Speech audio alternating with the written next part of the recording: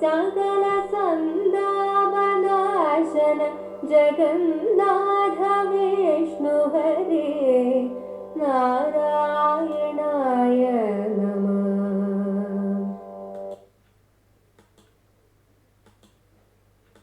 പച്ചക്കിളിപ്പവിഴപാൽ വർണ്ണമൊത്ത നിറമിച്ചിപ്പവർക്കുഷഠാധാരം കടന്നുപരി വിശ്വസ്ഥിതി പ്രളയ സൃഷ്ടിക്കു സത്വരജസ്തമോ ഭേദരൂപ ഹരിനാരായണായ നമഃ.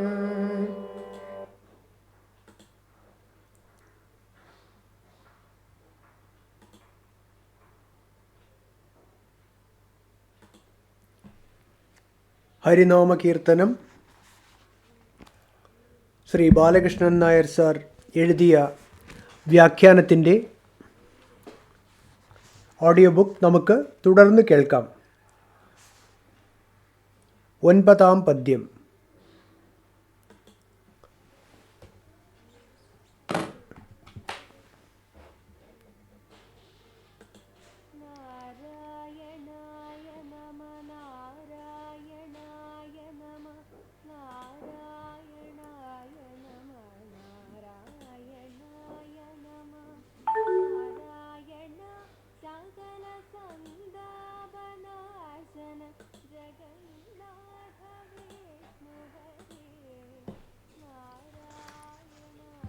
ഒൻപതാം പദ്യം. പച്ചക്കിളിപ്പവിഴപാൽ വർണ്ണമൊത്ത നിറമിച്ചിപ്പവർക്ക് ഷഡാധാരം കടന്നുപരി വിശ്വസ്ഥിതി പ്രളയ സൃഷ്ടിക്കു സത്വരജസസ്തമോ ഭേദഹരി നാരായണായ നമഃ. പച്ചക്കിളിപ്പവിഴ പാൽ വർണ്ണമൊത്ത നിറം. പച്ചക്കിളിയുടെയും പവിഴത്തിൻ്റെയും പാലിൻ്റെയും നിറങ്ങൾക്ക് തുല്യമായ നിറങ്ങൾ ഇച്ഛിപ്പവർക്ക്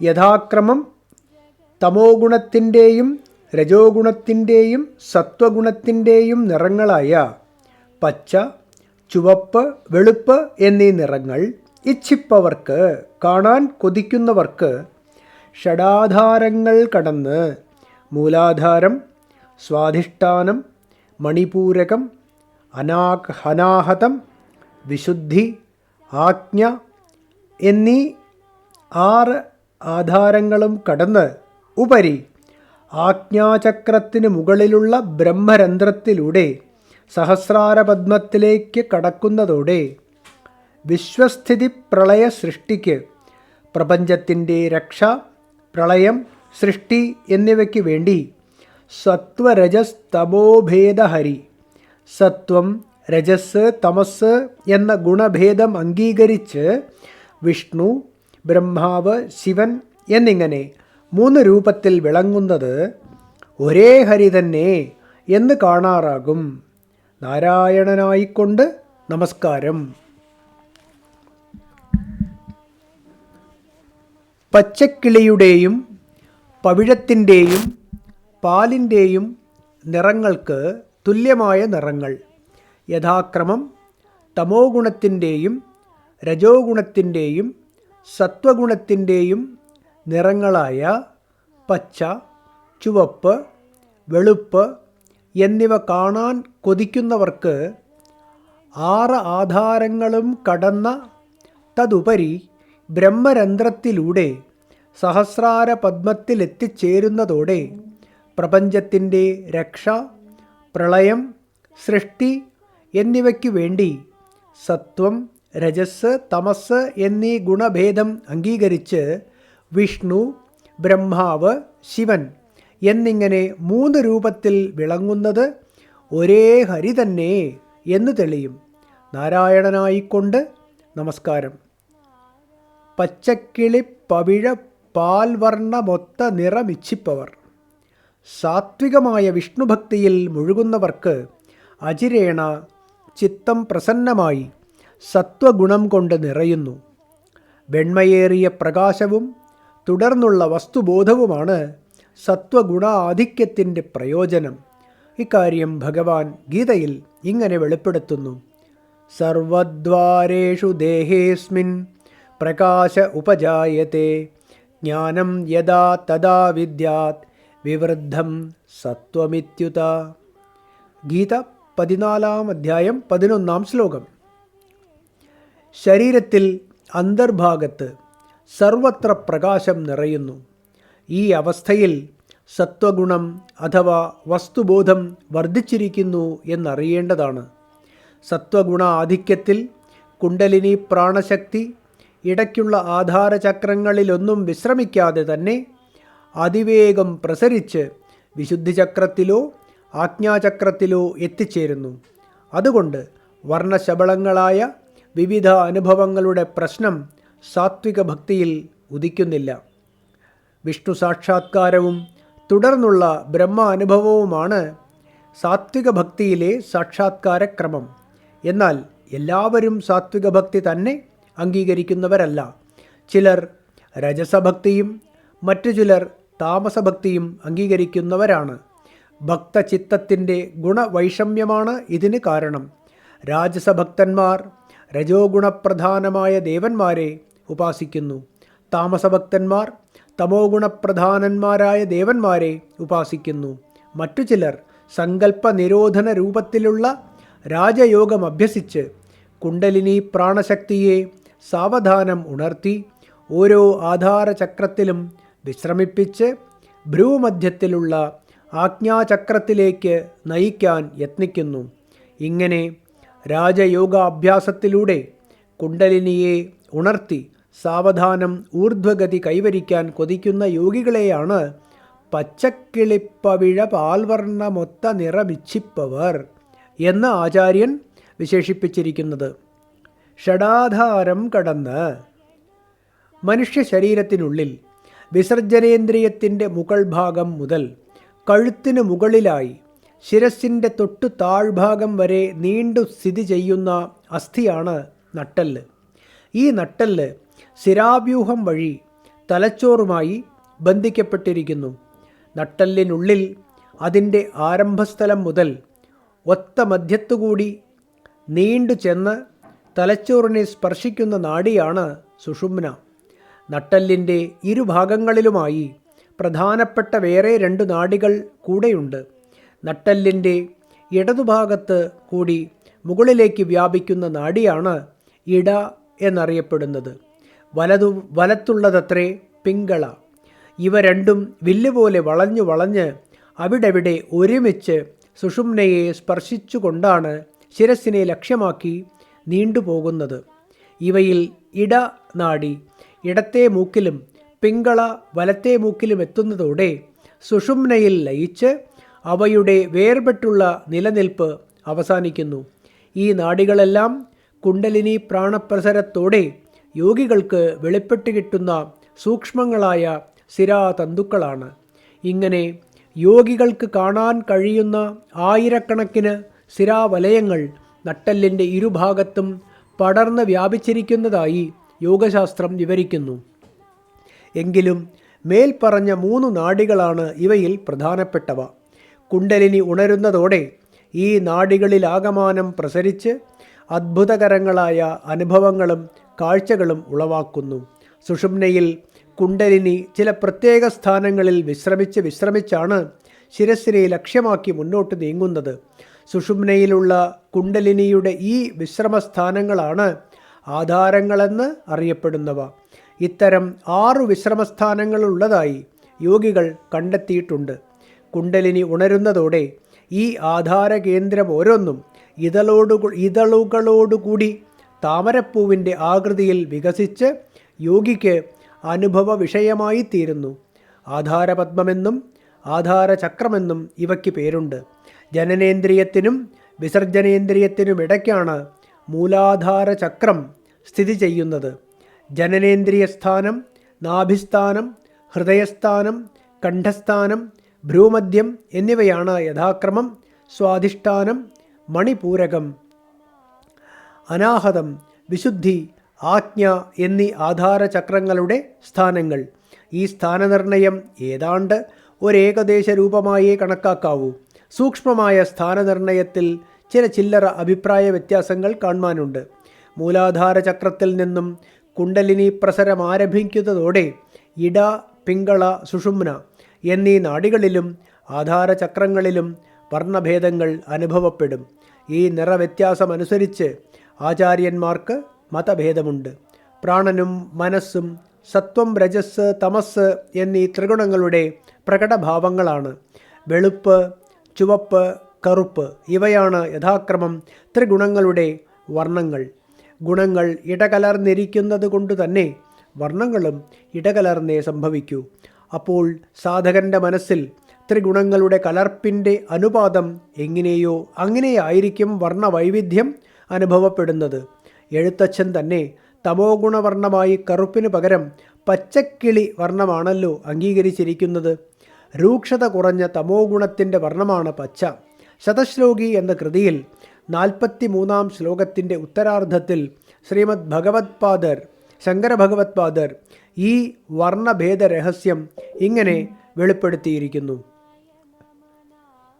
യാതൂർധ്വസ്ഥാനമുച്ചൈഃ കൃതസുകൃതഭരോ നാഡികാഭിർവിചിത്രം നീലശ്വേതാരുണാഭിഃ സ്രവദമൃതഭരം ഗൃഹ്യമാണാത്മസൗഖ്യം. ശതശ്ലോകി 43-ാം ശ്ലോകം. യോഗി ചിത്തം ക്രമേണ പ്രാണപ്രസരത്തെ തുടർന്ന് പുണ്യഫലമായി ഊർധ്വസ്ഥാനങ്ങളെ പ്രാപിക്കുന്നു. നാഡികൾ വഴി അത്ഭുതകരമാം വണ്ണം ഇത് സംഭവിക്കുന്നു. നാഡികളിൽ നീലം, വെളുപ്പ്, ചുവപ്പ് എന്നീ വർണ്ണങ്ങൾ പ്രകടമാകുന്നു. ദേഹമാസകലം അമൃതധാര കൊണ്ട് നിറയുന്നു. അതിരറ്റ് ആത്മസുഖവും അനുഭവഗോചരമാകുന്നു. ഇവിടെ ആചാര്യപദർ തമസ്സിന് നീല നിറമാണ് അംഗീകരിച്ചിരിക്കുന്നത്. എന്തായാലും കുണ്ടലിനി പ്രസരണത്തിൻ്റെ ആരംഭഘട്ടത്തിലാണ് ഈ വർണ്ണവൈവിധ്യം. പ്രാണപ്രസരം ഊർധ്വഗതി തുടരുന്നതോടെ വർണ്ണവൈവിധ്യം അകന്ന് സത്വഗുണത്തിൻ്റേതായ വെണ്മ മാത്രം അവശേഷിക്കുന്നു. പ്രാണപ്രസരം ആജ്ഞാചക്രത്തിലെത്തുമ്പോൾ ശുദ്ധസത്വത്തിൻ്റെ തൂവെണ്മയും അതിരറ്റ സത്യബോധവും അനുഭവപ്പെടും. ഈ അനുഭവങ്ങളെ സൂചിപ്പിക്കാനാണ് ഷഡാധാരം കടന്ന് എന്ന് പ്രസ്താവിച്ചിരിക്കുന്നത്. ഉപരി ശുദ്ധസത്വത്തിൻ്റെയും തൂവെണ്മയും അതിരറ്റ സത്യബോധവും അനുഭവപ്പെടുന്ന ആജ്ഞാചക്രത്തിലും വസ്തുസാക്ഷാത്കാരം പൂർണ്ണമാകുന്നില്ല. മായയുടേതായ സത്വഗുണം അവശേഷിക്കുന്നു എന്നുള്ളത് തന്നെയാണ് കാരണം. ഭ്രൂമധ്യത്തിലുള്ള ആജ്ഞാചക്രത്തിന് മുകളിൽ തലച്ചോറിൻ്റെ ഉപരിതലത്തിൽ സ്ഥിതി ചെയ്യുന്നതാണ് സഹസ്രാരചക്രം. ഭ്രൂമധ്യത്തിലുള്ള ആജ്ഞാചക്രത്തിന് മുകളിൽ തലച്ചോറിൻ്റെ ഉപരിതലത്തിൽ സ്ഥിതി ചെയ്യുന്നതാണ് സഹസ്രാരചക്രം. ആജ്ഞാചക്രത്തിനും സഹസ്രാരത്തിനുമിടയ്ക്ക് ഇടുങ്ങിയ കുഴൽ പോലെ ഒരു ശൂന്യദേശമുണ്ട്. ഇതാണ് ബ്രഹ്മരന്ധ്രം. കുണ്ടലിനി ആജ്ഞാചക്രം വിട്ട് ബ്രഹ്മരന്ധ്രം വഴി സഹസ്രാര പദ്മത്തിലേക്ക് കടക്കുന്നു.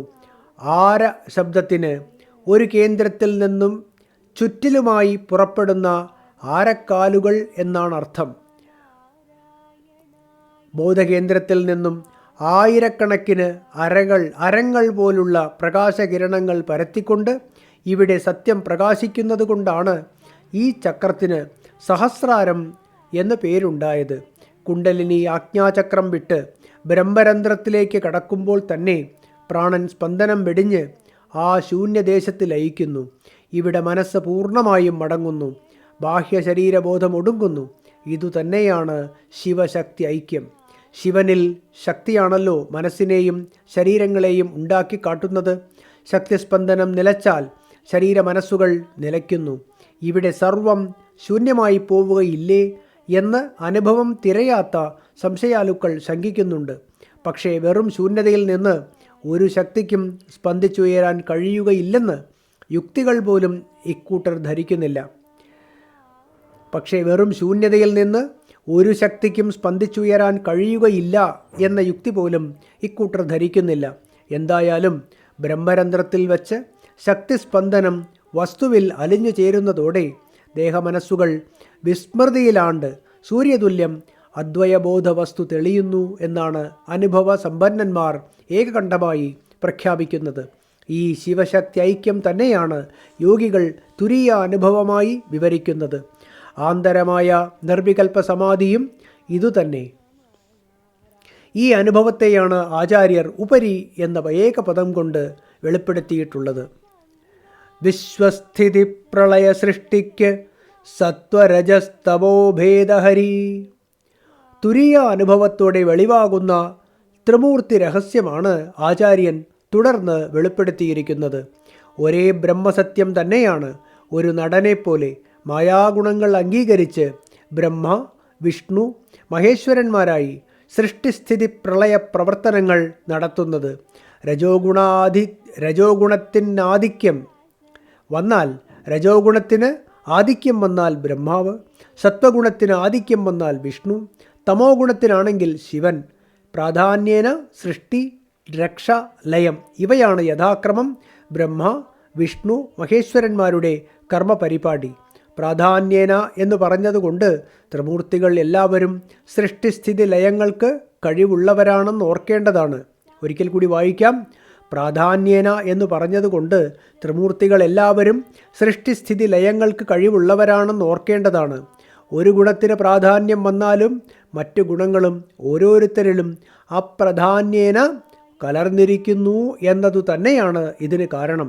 ബ്രഹ്മ, വിഷ്ണു, മഹേശ്വരന്മാരുടെ സമഷ്ടി വ്യഷ്ടി ഭേദങ്ങൾ 1-ാം പദ്യത്തിൻ്റെ വ്യാഖ്യാനം നോക്കി അറിയുക.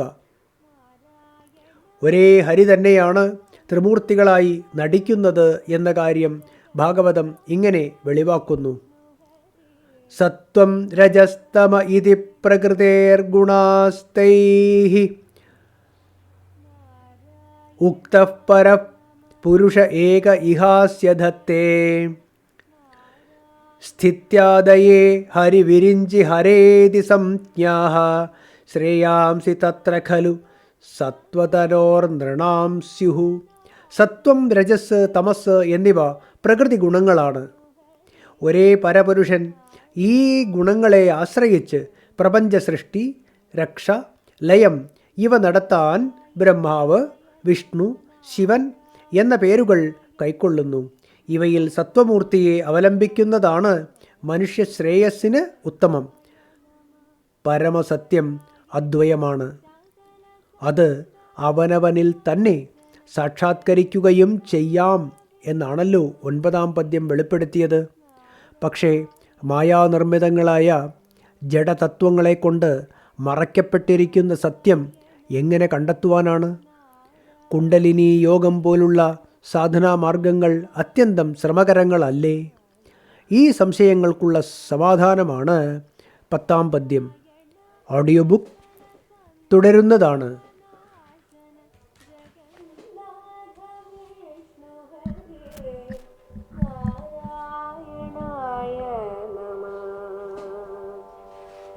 നാരായണായ നമ നാരായണായ നമ നാരായണായ നമ നാരായണായ നമ നാരായണ സകല സന്താപനാശന ജഗന്നാഥ വിഷ്ണു ഹരേ നാരായണായ നമ.